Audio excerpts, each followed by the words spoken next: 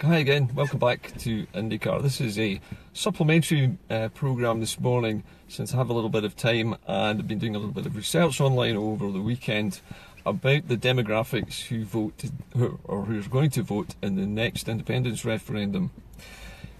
A lot was made many years ago of the fact that Alex Salmond and Nicola Sturgeon and the SNP had made it possible for 16 and 17-year-olds to vote in the previous independence referendum. Now, I've never seen any problem with that. As soon as someone turns 16, they're treated as an adult for most purposes. They're able to get married, they're able to join the armed forces. Okay, they're not allowed to drink at that age, but why shouldn't they vote? If they're able to get married and they're able to fight for their country, I think they should be able to vote. At the moment, the rules regarding the referendums, as far as I understand it, still include 16 and 17-year-olds in the electorate.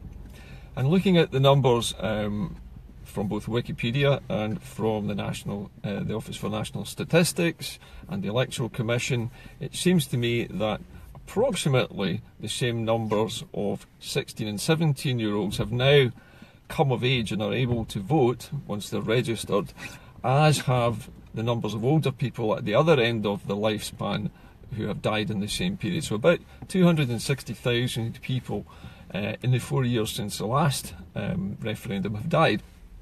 But in that time, approximately 220,000 young people have come of age and will be able to register to vote.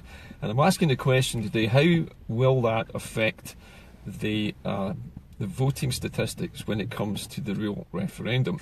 Now, against this, you have to think of the background as we currently stand. At the moment, most of the polls are putting independence support somewhere between 48 and 50% of the Scottish population who intend to vote.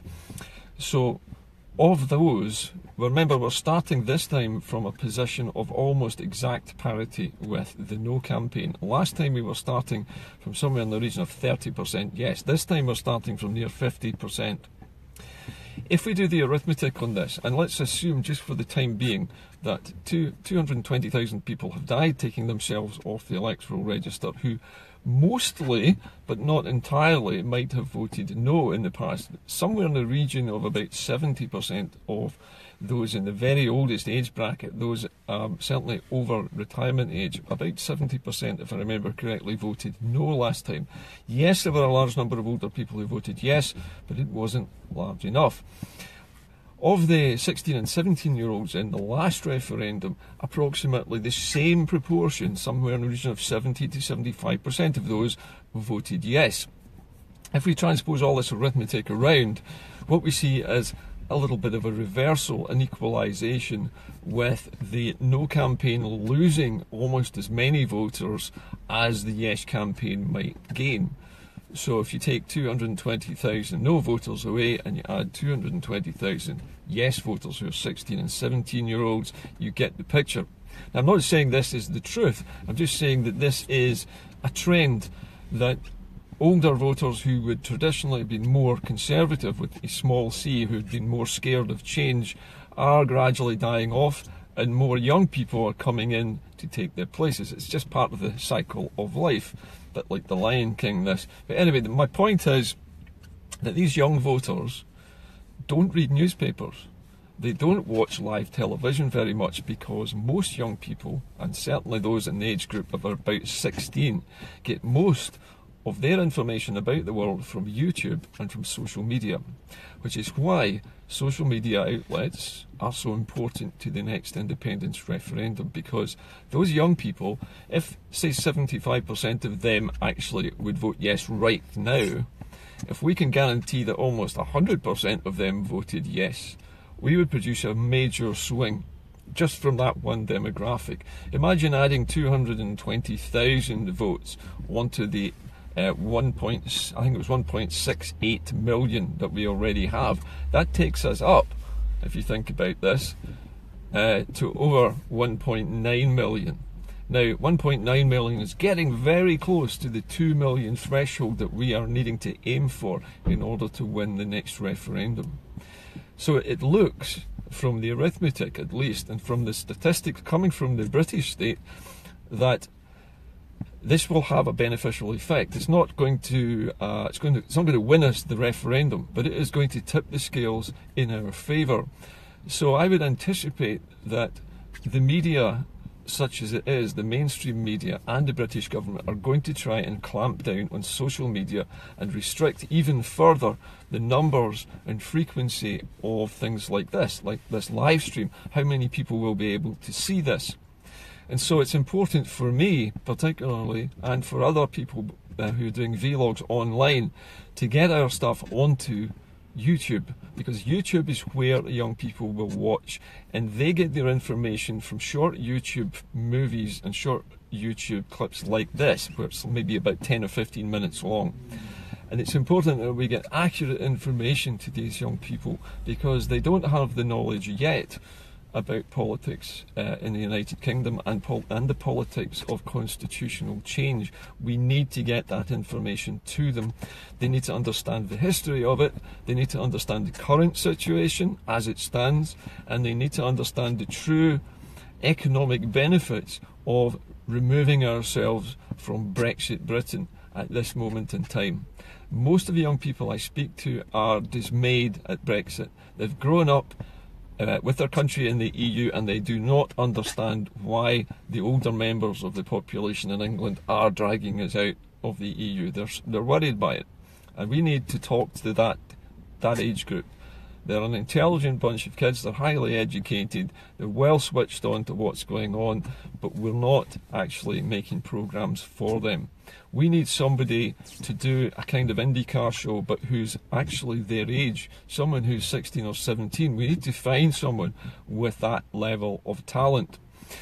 Now, I know for a fact, having met him, that Ross Greer from the Green Party is that kind of age group, and he's also a politician. He's one of the youngest politicians there is. He's also, at least in principle, in favour of independence for Scotland for a number of reasons. Now, it could be that Ross or somebody like him might step forwards and produce something like Indycar. It's not in my gift to predict this, but we desperately need to speak to the youngsters. If you go to independence rallies, you will find that most of us, and I'm saying most of us, are of a certain age. We're usually family people. We're over the age of maybe 35, most of us. Some are younger. But you don't see many teenagers and 20-year-olds going on marches these days. It's not as politically popular as it used to be. When people at university used to go on marches, nowadays they're more caught up in trying to get their qualifications and find a job, which is fair enough. But we need to engage with them as well. So we need presence at universities, and we need people talking at schools, or at least talking to kids who are 16 or so. My own youngster, the youngest member of my family, turns 16 today. And this is the reason why I thought I would make this post this morning, because he is now able to vote in the next referendum. I haven't mentioned this to him yet, but I will speak to him about it. And he's a smart lad, he's not daft. I can't make him vote a particular way, but I will give him the information that he needs, and the true information that he needs to try and make a good choice. I think it's very important that we recognise that young people do not read newspapers, they do not watch live television as it's transmitted by the BBC, and they certainly do not watch the news very much, other than popping their heads round the door every now and again when they come downstairs from being online. So it's important for us to use social media, and also to talk to kids in the gaming world. A lot of young people, especially in their late teens, spend a lot of time playing public video games, playing video games with other young people across the country and across the world, live online, and even getting them to chat a little bit about the state of the world and the state of Scotland wouldn't be a bad thing. They talk to each other all the time while they're doing their shoot 'em up games, while they're in their car chases, right? So let's talk. Let's see if we can get somebody who is capable of getting the kind of information I get out to 16 and 17-year-olds, because these are the next generation of voters, but they're also the Scots who are going to build the new country. It's not me, not old fogies like me are going to build a new country. I'll be probably a bit too old for that. I'll help, but you know, the guys who are going to really build the economy and get it going are these young people. And they are the ones who are going to come up with the new products, the new exports. They're going to come up with the new high technology. They're going to be working in medicine and electronics and computing and who knows what, space science. We don't know. There's lots of things that could be happening in the future. So that's what the broadcast is about. Just to point out to people of my age group, and I'm in my 50s now, that these teenagers are now going to be the electorate. So those youngsters that we always thought of as children until now they've reached 16, they're voters. And we need to start speaking to them now, all of us who've got teenage kids need to start talking to them right now, and also ask them what sort of news and information they would want, and on which platforms they would want to see it, and on which platforms they would watch it. Even more important, because kids these days, they are obsessed, obviously, with getting a good education and finding a job, because that's being impressed on them by their parents and society in general. I have a feeling, though, that these young people, because, as I say, they're going to be the nation builders of the next generation, they need more than us just forcing them through education to get a good job. We need to try and inspire them to not only get a good job, but to create businesses and to create new products and to create new services themselves. They need to innovate. They need to be more independent themselves. And they need to see themselves less as worker drones fitting into society and more as pioneers of the new society that we're going to try to build. And this is my ambition for my own youngsters, that they take a full part in this new Scotland that we're trying to build, and to pull away from the corruption and the lethargy and the economic collapse of the old capitalist system, and start thinking in new directions right now, while they're 16, while they're still got the ability to learn and to synthesize new ideas. It will come, and as they get older, we want them to have that drive and ambition at the base of everything that they do. I know from my own experience, when I was 15 or 16, I was really a green. I was one of the first green kids, and I desperately wanted the whole of Scotland to go green, to get rid of nuclear, to get rid of oil, rid of coal, and to run on clean energy. That was my ambition as a 16-year-old. And as a 56-year-old, I'm now seeing it happening. And I'm seeing it happening because we have our own government, and our own government is pushing through the changes that I wanted for so many years. If I, as a 56-year-old who've been pushing for this for so many years, are seeing it happening now, then the 16-year-olds of today, if they start doing the same thing in their own way, will push forward the agenda for the next the next 30 or 40 years. So we need to start talking to our 16-year-olds and our 17-year-olds and saying, look guys, you've been up to your ear holes in education up until now, but now I'm going to give you something else to think about. And that something else is, how are you going to build the new country? What role are you going to play in that? It's not just about your career anymore. It's about, what do you want the country to look like? How do you want things to be provided? How do you want taxation to work? Who do you want to be governing you, which is the most important thing? So that's it really for today. Just to let you know that I've been thinking about this, and it seemed a good day, for me personally anyway, because my youngest is 16 today, to make this appeal to everybody I know on social media to think about this and to talk to their own children who are coming up to 16 or already 16, 17.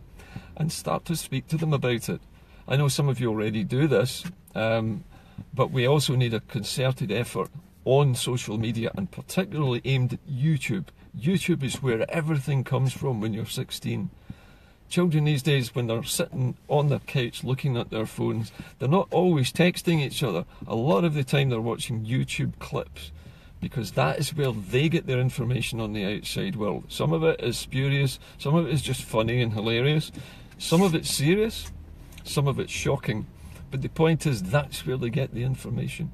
And we need to start putting that information into that social media so they can see it. YouTube is the answer. And more YouTubers there are, and the more live streams going to YouTube, the better. I'm off. I'll see you later. Bye for now.